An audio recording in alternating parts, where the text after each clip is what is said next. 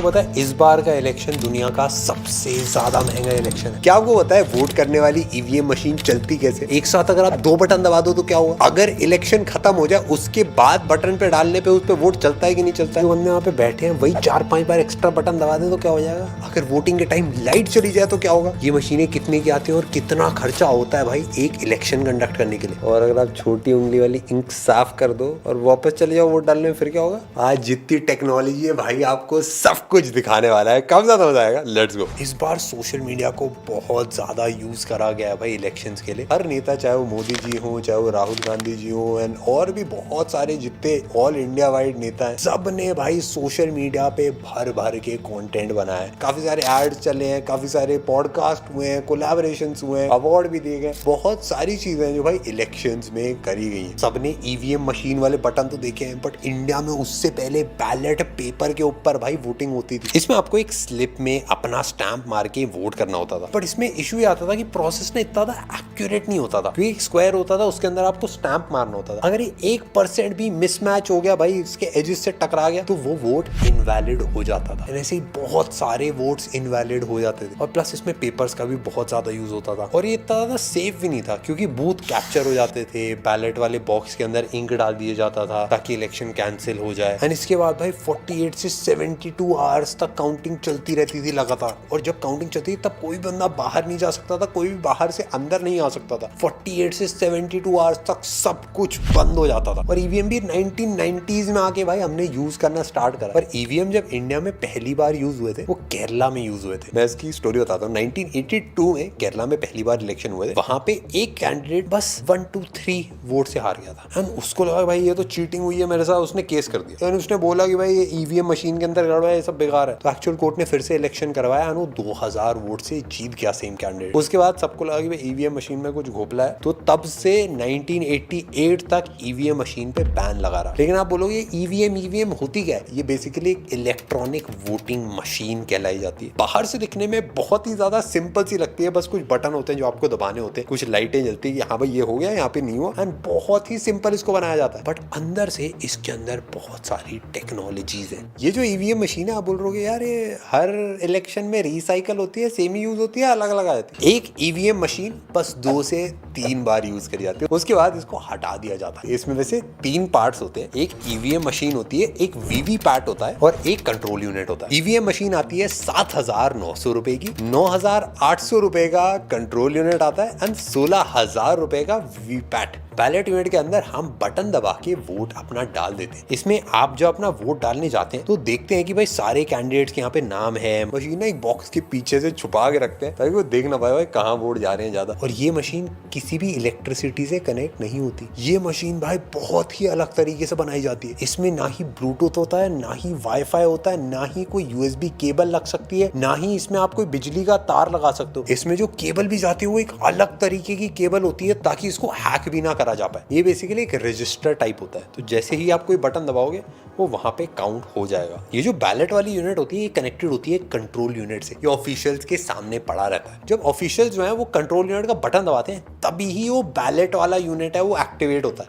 उसके अलावा कोई भी बटन दबा के म्यूजिक बजाने की कोशिश करे कुछ नहीं होता। और जिन लोगों को भी टेप रिकॉर्डर याद हो उसी की तरह इसके अंदर बटन होते हैं। तो अगर आप एक बटन दबाओगे दूसरा वाला वापस हो जाता है। एक बार में एक ही बटन दबाएगा, तो अगर आप दोनों को एक बार में दबाने की कोशिश करेंगे तो दबता ही नहीं है। तो अगर आप सोच रहे हो कि भाई म्यूजिक बजाया हूँ या फिर मैं 2 वोट डालूं या 4-5 एक ही बार को बार दबा दूं, तो कुछ भी नहीं हो सकता। मैंने ट्राई नहीं करा है बट हमको टेक्नोलॉजी बता अभी कुछ साल पहले तक बैलेट यूनिट और एक कंट्रोल यूनिट होता था, बट एक्स्ट्रा सिक्योरिटी के लिए एक वीवीपैट डिवाइस अभी ऐड करी गई है। आपके बाजू में एक मशीन रहती है जिसमें आप जब भी वोट डालेंगे तो एक स्लिप की फॉर्म में आपको ये दिख जाता है 7 सेकंड तक। तो आपको 100% क्लैरिटी हो जाती है कि आपने भाई सही वोट डाला है कि नहीं। और इसका फुल फॉर्म है voter verifiable paper audit trail. तो भाई आप बोल रहे हो भाई ये सब काम कैसे चलता है? इसके अंदर कोई वाईफाई नहीं है, कोई ब्लूटूथ नहीं है, कोई इलेक्ट्रिसिटी आप अलग से नहीं लगा सकते हो, कहीं से भी कोई पेन ड्राइव नहीं घुसा सकते, कोई यूएसबी टाइप सी का पोर्ट नहीं है, कोई यूएसबी कुछ भी नहीं है। ये बस आपस में कनेक्ट होती है, अपना काम करती है, डन। इसमें वीवीपैट को चालू करने के लिए इसके अंदर 2 ऑप्शन होते हैं। एक तो बटन होता है सॉकेट के जस्ट ऊपर जिसको एक पे रखने से वो स्टार्ट हो जाता है। सेकंड उसमें एक नॉब होता है जिसमें 2 मोड होते हैं।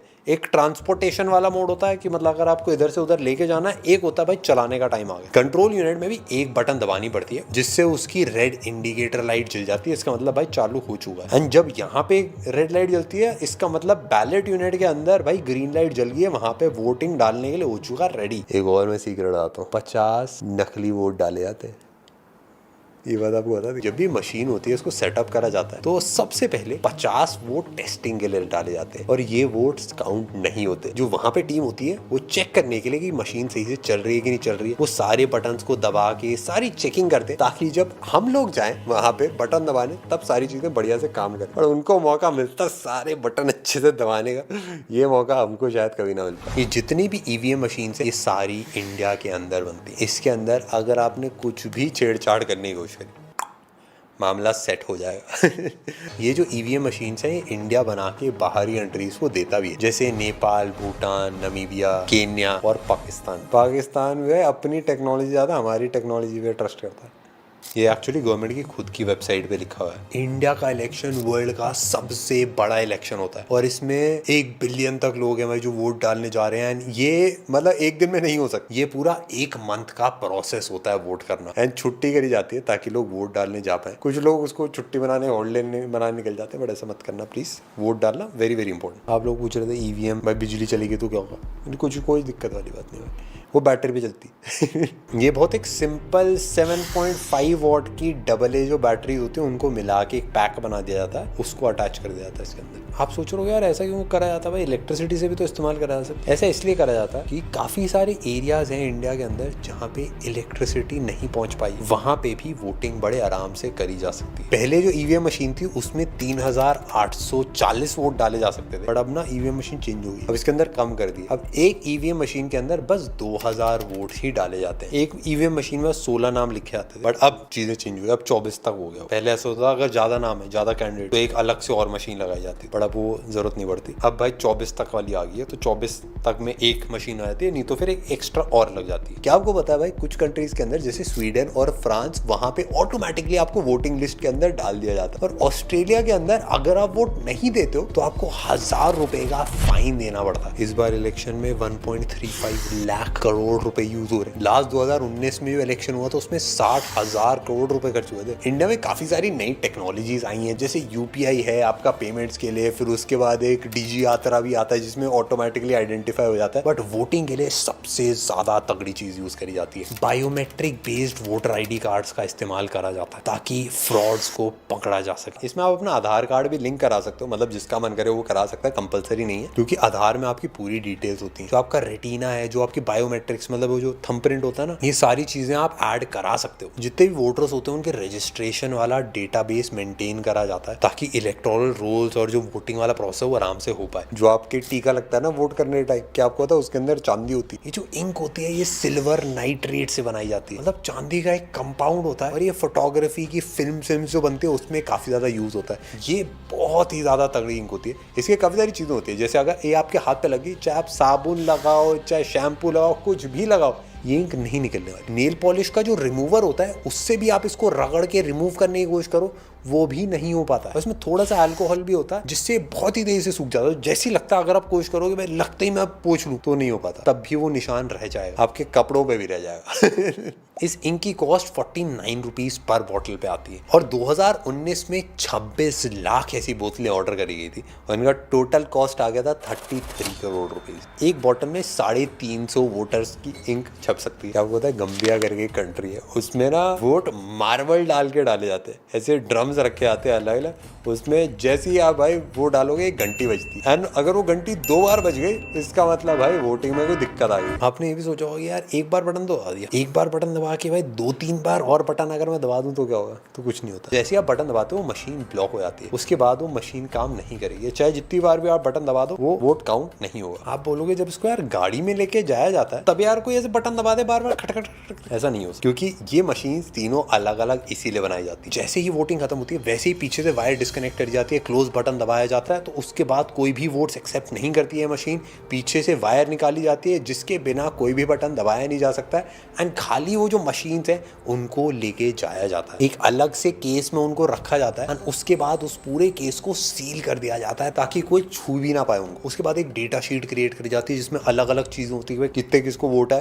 एंड वो ऑफिशियल्स के साथ शेयर करी जाती है। और ये भी काउंट कर लिया जाता है कि एक्चुअल कितने वोट हुए हैं उस एरिया में, तो उससे आइडिया भी लग जाता है कि वो एक्स्ट्रा वोट हो तो सब काउंट हो जाएंगे। जो काउंटिंग हॉल होता है उसका भी काफी अलग सा एक लेआउट होता है भाई, चारों तरफ भाई हड़बड़ी मची होती है, एंड कंट्रोल यूनिट के अंदर भी एक बटन होता है जिसको रिजल्ट बटन बोलते हैं। इससे हर कैंडिडेट को उस मशीन के जितने भी वोट मिलते हैं वो सीधा नंबर दिखाई देता है, बस 2 से 3 मिनट के अंदर। जो ये ईवीएम मशीन में होता है सेम चीज वीवीपैट में भी अलग से जाके होती है, ताकि दोनों मशीन्स में जो वोट्स हैं वो अलग अलग काउंट करे जाए और दोनों में अलग से टैली करा जाए। इसके अंदर स्लिप्स होती है और इन सब को काउंट करने में 1 से 2 घंटे का टाइम लग जाता है। तो भाई कहीं पे भी दिक्कत अगर आती है तो पकड़ी जाए। जो आरओ होता है रिटर्निंग ऑफिसर, उनके सुपरविजन के अंदर भाई सारे वोट्स की काउंटिंग करी जाती है। अब आप सोचो कि भाई यार मैं ना स्क्रू ड्राइवर ले जाता हूँ साथ में, ईवीएम मशीन को देख तो रहा होता नहीं है, कैमरे भी नहीं लगे होते, खोल दूं मैं स्क्रू से और वहां पे 2-3 पर्ची अपनी चिपका दूं। देखो आप ये ट्राई कर सकते हो बस एक बार, उसके बाद आप जेल पहुंच जाओगे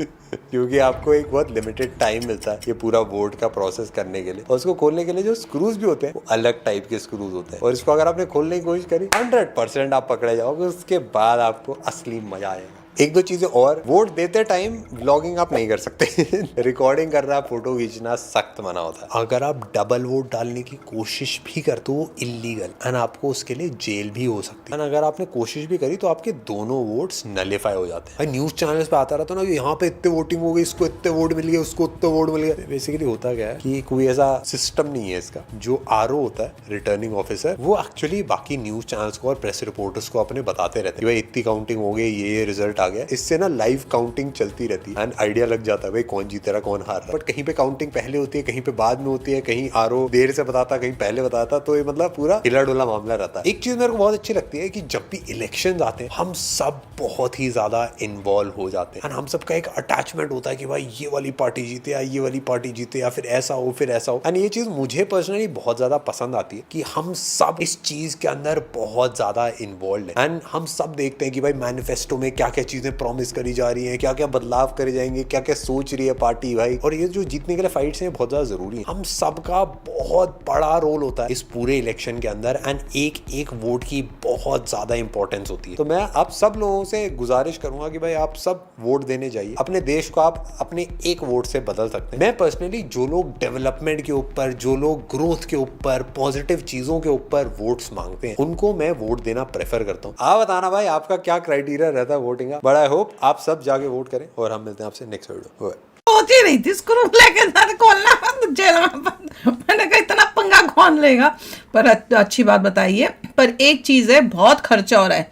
ये टेक्निक पैलेस वाली जो पेपर वाली होती थी उससे 1000 गुना बेटर है, पर इसमें भी बड़ा खर्चा हो रहा है कि आप उनको इंक लगा रहे हो, 3 मशीन के पार्ट्स हैं, उनको लेके जाते हो फिर लाते हो उसको काउंटिंग के करने के लिए। यहाँ पर मैं वही सोच रही थी कि जब हमने पिछली बार इलेक्शन किया था तो कुछ भी नहीं था, भी टेक्नोलॉजी यूज की जाती है। मैं समझ रहा था भाई ये सीन है वो सीन है, लेकिन भाई साहब इलेक्शन में हैवी टेक्नोलॉजी यूज की जा रही है भाई यार। मतलब इंडिया में गायब नहीं होगी, जाहिर बात हो, दूसरी बार दे नहीं सकता बाहर, दूसरी बार बटन दबाओगे दबेगा ही नहीं, क्योंकि भाई वो मशीन एक ही बार बटन भाई लॉक हो जाती है बटन। तुमने भाई की बात गौर से सुनी है? थंब इम्प्रेशन है, फिंगरप्रिंट है, उसके जरिए वोट अगर हो तो मतलब आपने थंब रखा बिल्कुल ठीक है मशीन में, आपकी इंटरनेट से कनेक्ट हो। अब बहुत सारे कहेंगे कि यार जब ये इंटरनेट से कनेक्ट होगी तो इसमें बहुत सारा रिस्क आ जाएगा, इसको हैक करने का, इन चीज़ों का, वोटिंग का, ऑटोमेटिक, तो ये चीज़ें इन्वॉल्व हो जाएंगी। तो वो बिल्कुल एक चीज़ रहेगी, लेकिन क्या उसमें अगर हम कनेक्टेड है वो सिर्फ नादरा के साथ या इंटरनेट से थंब रखें, जैसे हमारा डाटा आ जाता है तो वो वोट कर दे। अब उस बंदे का वोट हो गया, वो थंब दोबारा आएगा तो वो वोट एक्सेप्ट नहीं होगा, ठीक है, वो चीज़ नहीं हो सकती। तो मेरे ख्याल में सबसे बेस्ट इस तरह का कोई वे होना चाहिए। और दूसरा ये होता है कि मतलब